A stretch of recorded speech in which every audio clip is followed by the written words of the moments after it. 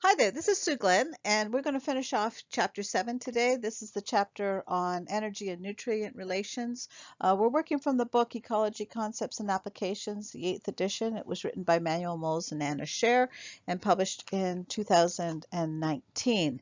And this particular presentation is about energy limitation, and then we will talk about optimal foraging.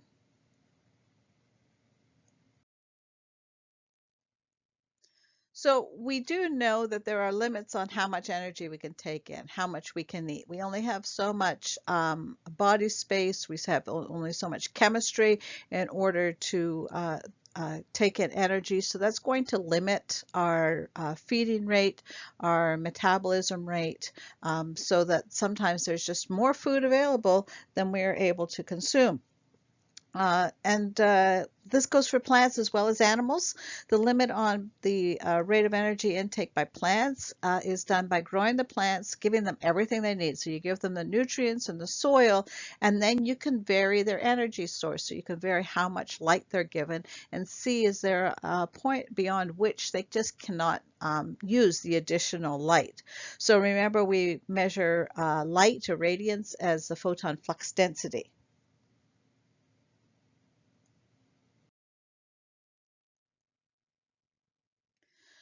So we find as we start to give plants more and more light, there's a linear increase in their ability to use that light in photosynthesis. So the rate of photosynthesis will increase with the increase in the photon flux density until you start to get to a point where it starts to level off. It starts to rise more slowly, and eventually you get to a light intensity where it just doesn't matter how many more light you put on that plant.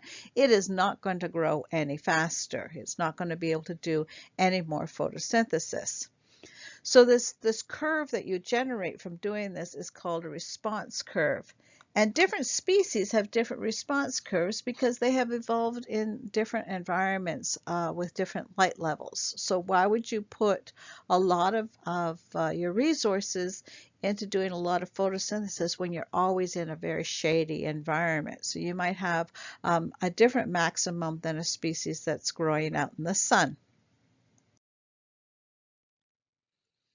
So this is looking at the photosynthetic response curve, and this is a theoretical one. This is the sort of thing you could draw yourself.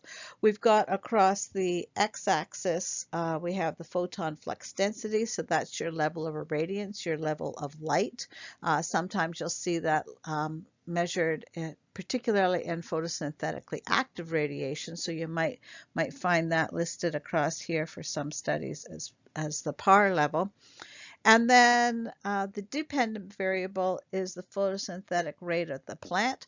Sometimes that's measured in terms of how much oxygen is given off by the plant or CO2 absorbed by the plant. So it's often a net rate because the plant is still also going through some cellular respiration, or sometimes they will subtract out the cellular respiration. So we can see as we start with, we've got low light to high light, and we have low photosynthetic rate to high photosynthetic rate. We can see that we start with a quite rapid increase as we start to give more and more light, and then you get the light levels still increasing, but the photosynthetic rate is not rising as quickly until you reach a point that it just doesn't matter how many more grow lights you put in your basement, it's not going to grow any faster or any bigger. And that's the saturation point. So we end up with a maximum rate of photosynthesis. So in order to get that maximum rate of photosynthesis, you read off where this levels off x-axis. So when we look at this with real plants, we've got two plants here on this graph. We have a fern that grows in the forest in the understory where there's very low lights. And then we have a little plant that lives out in the desert called Encelia farinosa. We'll be talking about Encelia again in a later chapter. When we look at this, then we have the x-axis, the independent variable is, as I say, measured in PAR. So this is the photosynthetically active radiation that the plants can use. And then the photosynthetic rate is the dependent variable, which is up the y-axis, and that is measured as the amount of carbon dioxide being taken up. And this is net carbon dioxide use because some is given off from the plant in terms of photosynthesis as well. So that's the trade-off between those as well, or from cellular respiration. So it's a trade-off between those. So let's start off looking at the fern. The fern is the blue light, and we see at very low light levels, the fern is actually increasing its photosynthetic rate. Its line is above that of the Farinosa, the desert plant. It's doing much better at low light levels. The red line is the actual desert plant, and it's below the blue line at low light levels. But then we see a point, still at fairly low light levels, where the fern starts to level off, and so its saturation point is quite low light levels. And we can actually sort of see where this levels off, and we read down to the x-axis, and what you can determine there on the x-axis is the irradiance, the light level at saturation. So that's the I sub sat. And that way you know that it doesn't matter how much more light it gets, it's not going to grow any faster. So you can take this fern and grow it out in your yard, give it lots more light. It's still not going to grow any bigger or faster, do more photosynthesis because you've given it more light. On the other hand, when we look at this desert plant, we look at the Ancelia, its saturation point is just going to keep going up and up and up and up and up, and it just starts to level off at very high light levels. So it's still able to do photosynthesis at extremely high light levels. It's got lots of light available to it.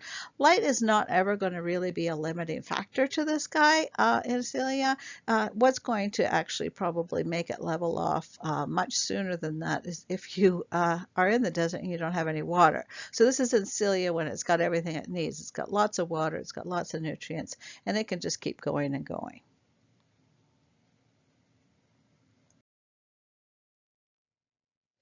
We find the same issue with animals as we found with plants, that if you gradually increase the amount of food available to the animals, their feeding rate will increase, and then they're going to level off at some point. And this is called a functional response. The functional response have sort of been categorized into three basic types by Holling. He described three basic functional responses. So this is a figure out of your book, figure 22, 7.22. And we're going to start off looking at the type 1 functional response. So all three of these graphs are set up the same way, where you have across the x-axis the amount of prey. So we have prey density. So when we're dealing with plants, we're looking at that not as prey, but we're looking at that as light intensity. Now we're looking at it as prey density. And up the x-axis, we have the amount of food that they are able to eat.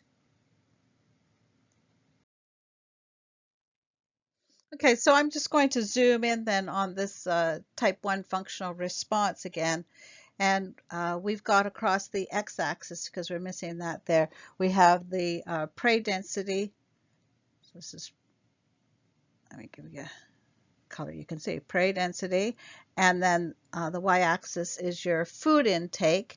And we see in a type 1, as you increase the amount of prey, the amount of food that you eat is going to just go up linearly. So when you think about something like a whale that is sifting out the plankton with its baleen, the more plankton there is in the water, the more food the whale is able to eat. So it's going to increase until you reach the point where your food intake cannot increase any more than your body is able to process it or take it in, and then it levels off at your maximum amount of food. So that's a type 1 curve.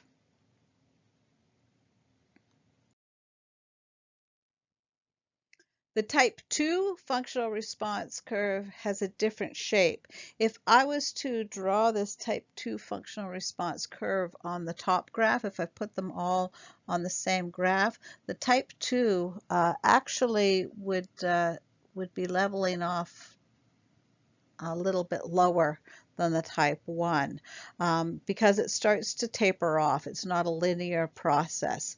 So the feeding rate does rise in proportion to food density with a type 2, but it usually has to do with processing the food as you find it. So it's not like the whale where whatever just you come across you are eating. The animal here has to break the nuts open in a type 2, or it has to kill the prey and pull it apart, which is going to slow down how much food you're going to intake. So the type 2 one doesn't have a straight linear relationship like you had with the type 1, but it's actually going to slow it down so that you're not able to take in quite as much food. And these type 2 functional responses seem to be much more common than type 1, or as we'll see later, the type 3 functional response.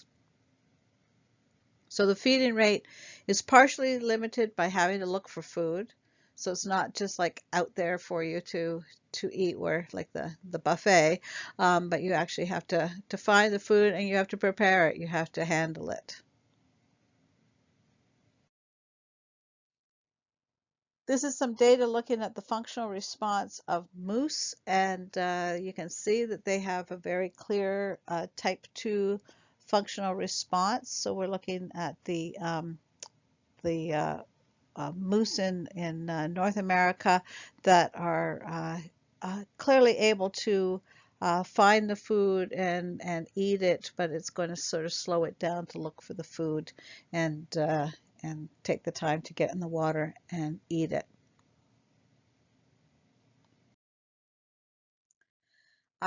This is a predator. So the last one was a herbivore. This is a carnivore, and we find that the wolves eating the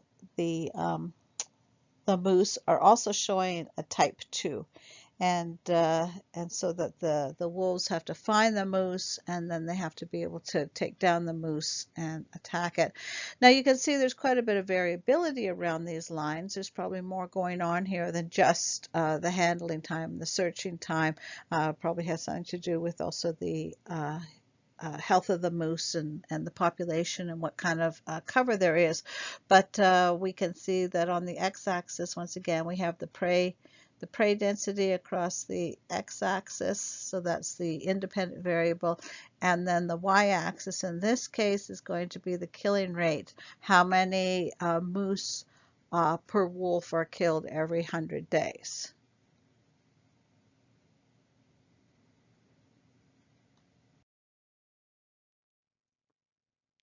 So we've talked about the type 1 functional response, remember, which was a linear functional response, and then it leveled off.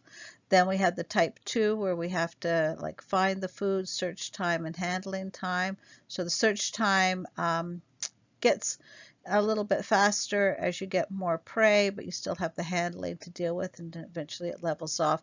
So now we're going to go to the type 3 functional response. And the type 3 functional response, you can see the big difference is down here at the low prey densities.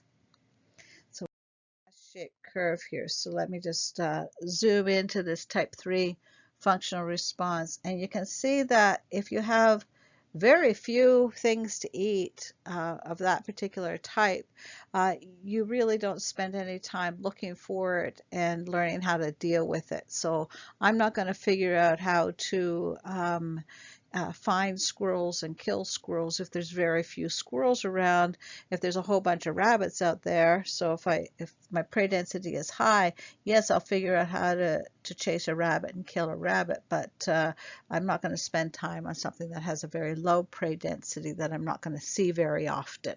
So this often has to do with learning how to deal with your particular prey species.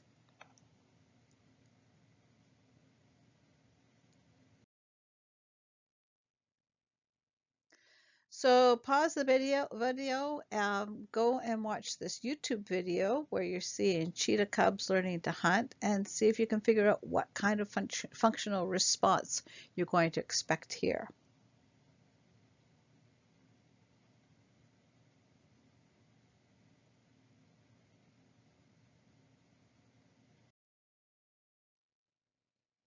Now, if we go back to those three types of functional responses, then, as I have said, the most common type is type 2. What I find particularly confusing about the way they did the graph in your textbook is they did not put all three functional responses on the same graph.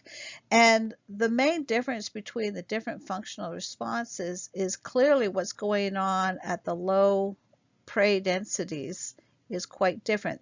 So at the high prey densities, they all level off. But at the low prey densities, there's different things going on. When you graph just that one area over here on the left where we're at low prey densities, we can clearly see the differences between the three graphs. So the point where things level off for the type 2 and the type 3 functional responses is lower. This on this particular graph, this type 1 functional response is going off the top of the graph. It'll level off at some point.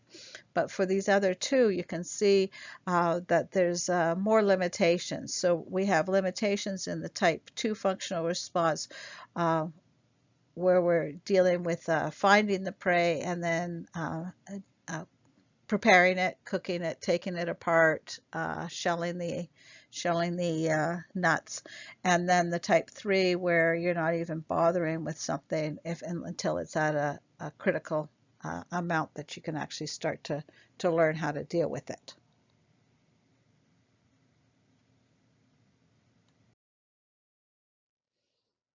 The next section of the chapter talks about optimal foraging theory, which models the feeding behavior as basically an optimizing process. And this relates to a concept we talked about in chapter 5, which is the concept of the principle of allocation. So the principle of allocation, if you remember, basically assumes that if something is limited, if energy is limited, that organisms cannot sort of maximize doing everything well. They have to allocate energy to whatever function that they're going to need to spend energy to do. So that might be growth or reproduction, and that reduces the amount of energy to other functions, maybe as defense or growing more leaves in a plant. Optimal foraging was first researched using animals, but it also applies to plants. And obviously we can think about different strategies that different types of plants have when they are trying to gain energy. Some plants are putting their energy into a big trunk so they can get up high and shade out the other plants so they can get the light first. Other plants are putting energy into reproduction so they have a million little baby plants out there so they can spread themselves out and grow quickly and find sources of energy, sources of light as well. So it depends on their different strategies. And optimal foraging theory is, they go into quite a bit of detail in the chapter, and we're not going to look at the actual details, so I do recommend you read through them and understand how optimization types of models will work. One of the researchers who was really interested in optimal foraging theory was MacArthur. Remember, we talked about MacArthur and his warblers way back in the first chapter, and he was looking at how the warblers were foraging. When we look at optimal foraging theory, then basically you would think that the more abundant prey is going to give you the more energy. We were looking at those response curves already. And however, when you're looking at that, the more abundant prey might be difficult to find. They might be good at camouflaging, or they might come out at night or something like that. So you have to think about how much time you spend looking for it, so your search for prey. And then you also have to think about how difficult it is to capture and subdue that prey. And so when you put those two additional factors in, it's going to adjust how much energy you're going to get. And so that you have to start looking at the prey and trying to figure out how you're going to maximize your rate of energy intake. There's been a lot of work on bluegill sunfish, and this is looking at the size of the prey and the number of the different sizes. So the x-axis is how big the prey is, their length in millimeters, and then the y-axis is the proportion of the total food out there for the sunfish in those different size classes. And if you look out there in the water, you will find in this top graph that the most abundant prey in the environment are the really teeny tiny ones. So there's lots of little tiny plankton out there for the sunfish to eat. However, when they went through optimal foraging theory, they figured out that the amount of energy you get eating those little prey is not going to do you any good, and that you need to expend more energy to get the bigger prey. And so we find that from optimal foraging theory, it's predicting that the prey should be 4 millimeters or longer, so bigger than 4 millimeters, and that way you're getting enough energy. It's like if you were trying to go out there and eat mosquitoes, you'd have to eat a lot of mosquitoes, and it's probably much more to your advantage to eat something larger than that. Then, so this was the first graph. Then is what's out there. The second graph is what the model predicts the fish should be eating, and then the third graph is what the fish actually ate. And so when you're looking at these graphs in your book, sometimes they don't give you a lot of information on the graph. They've referred to it in the textbook text, so read the text, read the caption, and also read the little boxes that they've put on the graphs to help you out, because they do guide you through looking at this data. So the third one we're on now, this is actually what they found. So what they looked at as the gut contents of these sunfish, and they found that indeed, even though there was lots and lots of little prey, the most prey that the fish were actually eating matched up to what the optimal foraging model predicted they should be eating. And yeah, when you're eating the prey that you want, you're going to get some of the smaller stuff in there as well, but not certainly in proportion to how much of that is out there in the environment. And so they're eating from the 4 millimeter size on up. And you can see the proportions of these larger things are much higher in the gut of the fish than they are out in the environment.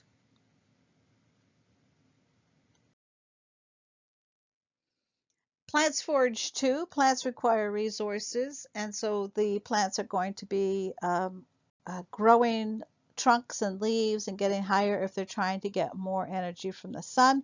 But remember that energy from the sun is not the only thing they need. They're also going to need water from the soil for photosynthesis. So depending on whether they're going to grow more stuff above ground or more stuff below ground is going to depend on what they are dealing with a shortage of. If we have a shortage of light, you might want to get taller and put more energy into leaves and stems. If you are short of water, you're going to put more energy into producing roots. And so really, when you look at this from an economic theory perspective, Arnold Bloom and his colleagues suggested that plants adjust their allocation of energy to growth in such a way that all resources are equally limited. So if you're somewhere where you have a lot of nutrients but not much light, you're going to put more energy into stems and leaves and less into roots. However, if you've got an energy that has tons of light but poor nutrients, you're going to put your energy into growing more roots. So limited supplies of energy for allocation, and we're going to adjust that allocation in a manner so that everything is balanced. And so they appear to allocate growth to increase the rate of something that's in short supply.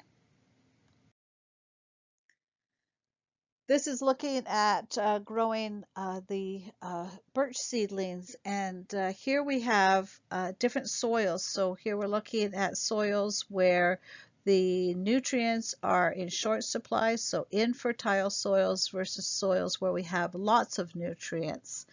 And the way they are measuring this allocation of energy is in the ratio of the growth of roots to the growth of shoots. So what they have done is that they have grown these on different types of soil, and then they've collected the plants and washed all the soil off of the roots and compared the dry weight of the root to the dry weight of the shoot. So if you have more roots to shoot ratio, you've been allocating more energy into roots than you have into shoots. And they did find that the birch seedlings in the soils where they had low nitrogen content grew more roots to try to get more nutrients than the ones grown on the birch seedlings grown on fertile soils.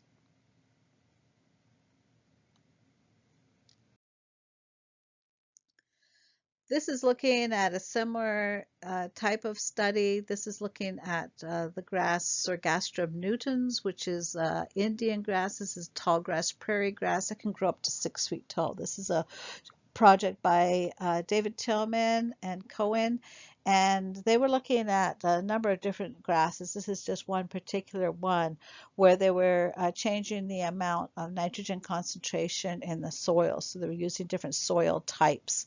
And what they did, they took low nutrient soil and high nutrient soil, mixed them together so that you would have a range going from low amounts of nutrients to high amounts of nutrients as far as the soil nitrogen was.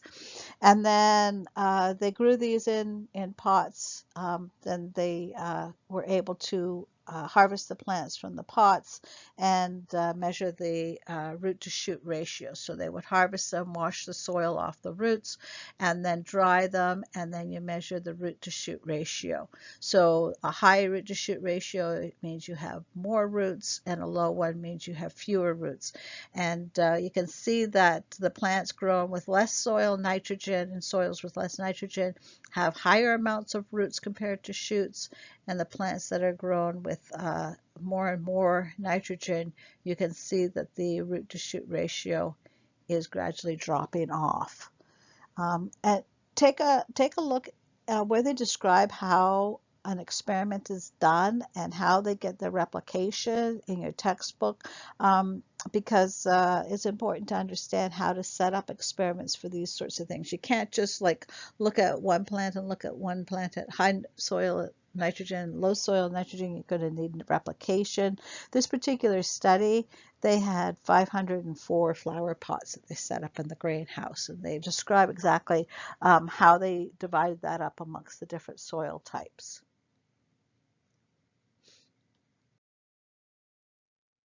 So we finished chapter 7 now. In previous presentations, we've talked about photosynthesis with autotrophs. We've talked about heterotrophs trying to get their energy and nutrients from other organisms. We talked about energy limitation in this section of the chapter, and food density and animal functional responses and optimal foraging.